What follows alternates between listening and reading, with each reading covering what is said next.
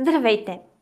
Ако през годината сте реализирали доходи от продажба или замяна на движимо или недвижимо имущество, акции, криптовалути или ограничени вещни права върху имущество, нашата услуга за деклариране на тези доходи е създадена точно за вас.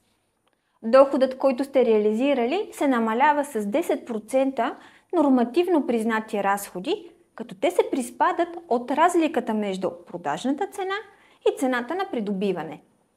Когато доходите от продажба или замяна на имущество се получават на части в различни години, за всяка година се прилага различна формула на облагане.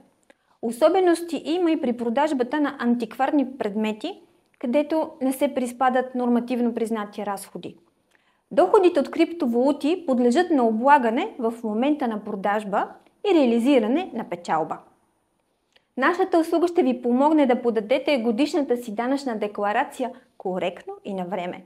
След закупуване на услугата ще получите по имейл подробни указания какви документи трябва да ни предоставите. Благодарим ви за доверието. Ако имате въпроси, не се колебайте да се свържете с нас.